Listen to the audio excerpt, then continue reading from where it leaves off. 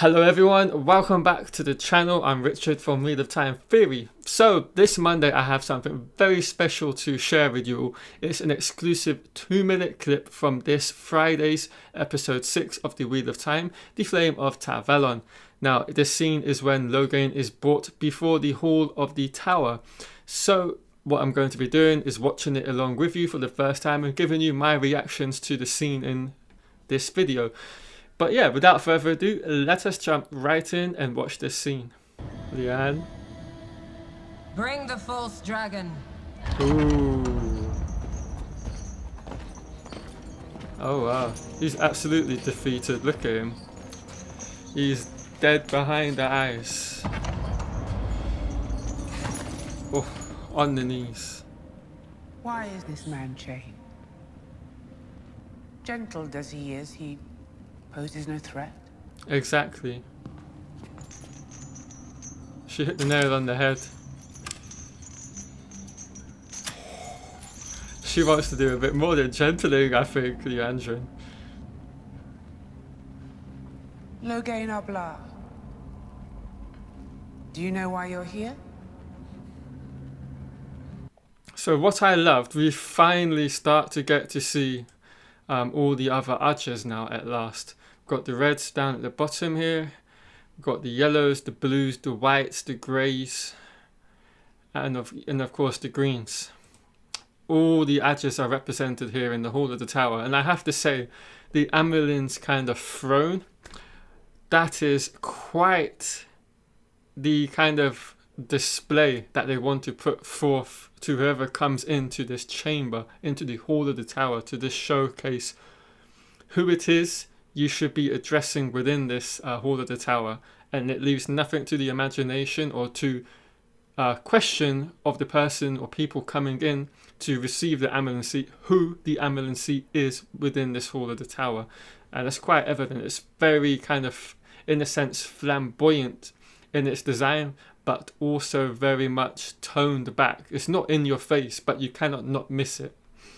And yet we get Liandrin, we get the false dragon brought in, and it is still really interesting to me how he is chained, even though he's gentled, and everyone here very much knows the effects the effects a gentling will have on a man or woman when they're cut off from the one power, not be able to touch it. So that was a really interesting thing to see, how they've kept him chained this whole time, because he really does not pose a threat to any of these Aes Sedai now.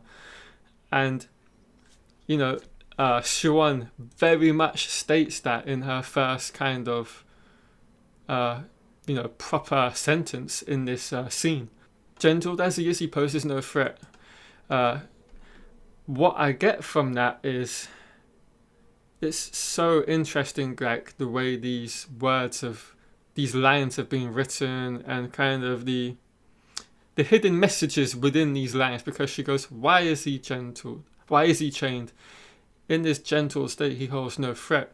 And literally, with her stating and saying that, it's also got this hidden message of, well, unchain him. He doesn't need to be chained here. But it's also, on a different level, conveying to Logain as well.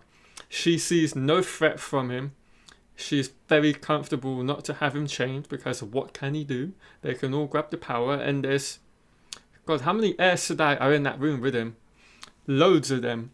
So he literally wouldn't even be able to get anywhere near Siuan or any of the other Aes Sedai at this present state. Just something else I like and notice about this, you can kind of see the different expressions and emotions Liandrin, Moiraine, and Alanna have for him. Liandrin's got this kind of content for him, this almost disgust, this disdain on her face. And I feel she would have gone even further than what she did with her gentling of him. I think she would have taken it that next step for what he did to Corene.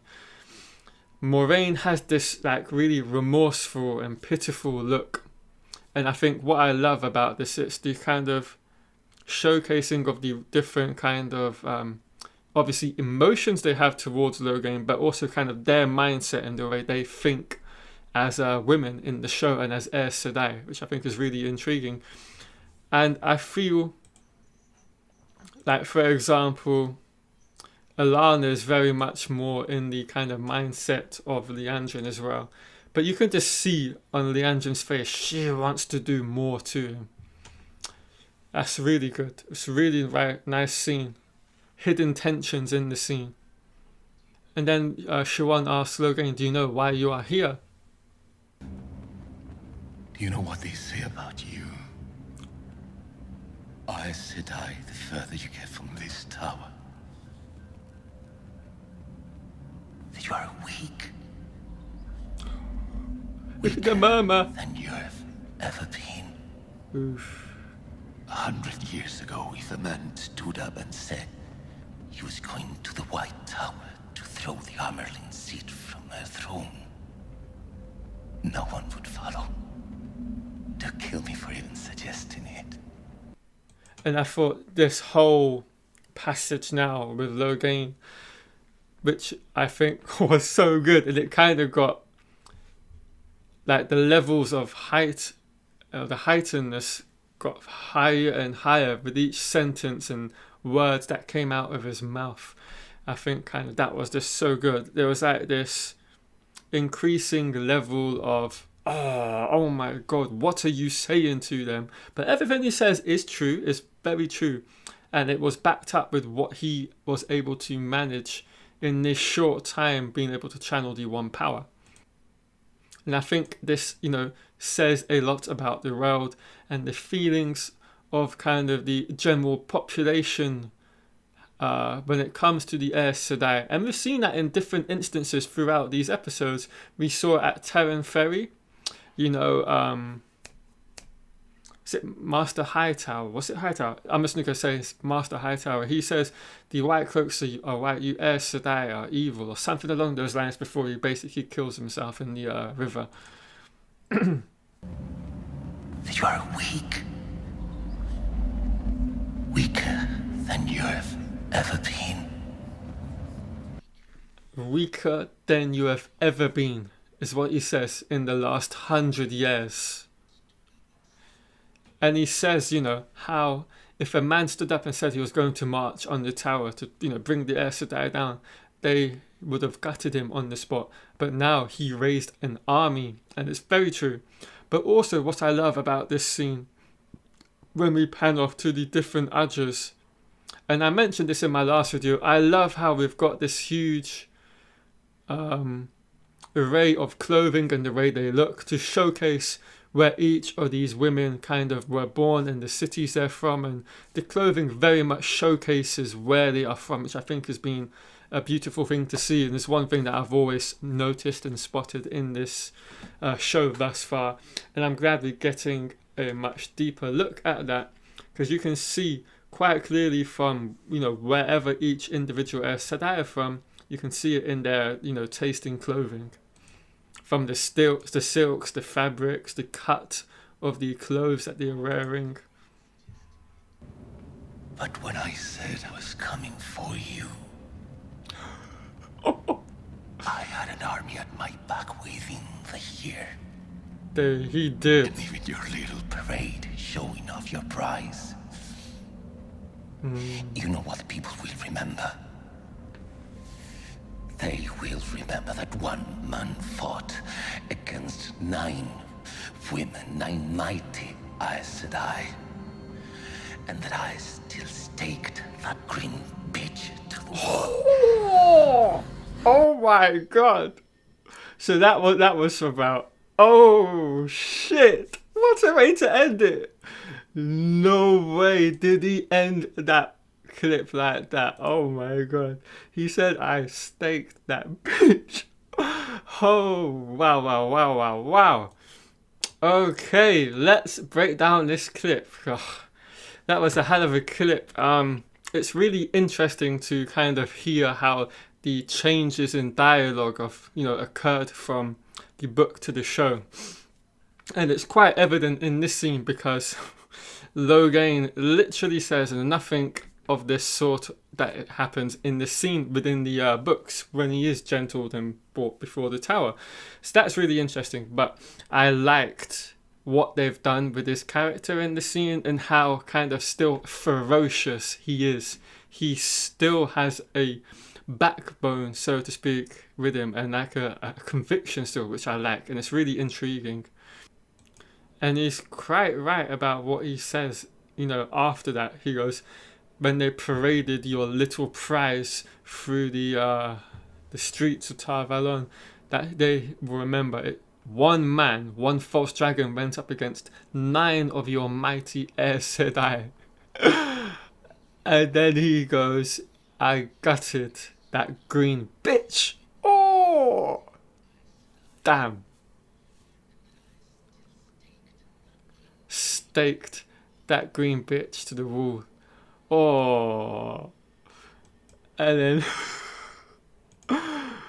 Leanne, this kind of, and the noise that makes, it shuts everyone up. But that scene is so powerful, such a powerful scene to see. And I think, Brandon Sanderson, he said this was his favourite episode of the first season, this upcoming 6th one this Friday. So if that's the case, going off of what we've seen in episodes 4 and 5, because those were 2 very, very well written, well directed, well, mapped out episodes that have kind of taken the show to the next level. Because those first 3, there's, problems here and there and stuff, we all don't like about them. So to think episode 6 is going to potentially be even better and most likely will blow us out in terms of the sheer kind of shock and excitement, and whatever will be coming in this episode is so cool to see. But yeah, I cannot wait now for this Friday. I think this episode is going to bring a lot more to the table than what we've seen thus far. I think we'll see quite a lot of different things at play here, because we're getting now to the point in this first season where we're getting to what we call the, what is the word here? We're getting towards the kind of main act where the big plays are going to start happening in the show. I'm thinking we're going to get like an acceleration here, so we'll maybe get to the way gates, or go through the ways at least in this episode coming up. As we know from all the promotions that we've seen, they have to get to Fal Dara, and so I think Fal Dara might be happening, or the intro to Fal Dara might happen towards the end of this 6th episode. So this is all going to be really interesting to see how quickly we get movement in terms of where the main characters and the group as a whole are going to go. But yeah, that's the clip. I hope you guys all have enjoyed it. Let me know what you thought of it. I absolutely loved that clip, and as you saw from my reaction, that ending of Logain was quite shocking to hear what he said. But yeah, thanks guys for all watching. I will be back on Wednesday with the preview to the episode, which I'm sure will have some sort of different shots we haven't seen, and of course the episode stills when they come out Thursday evening. They'll be on the channel as well. Right guys, I will catch you all later on this week.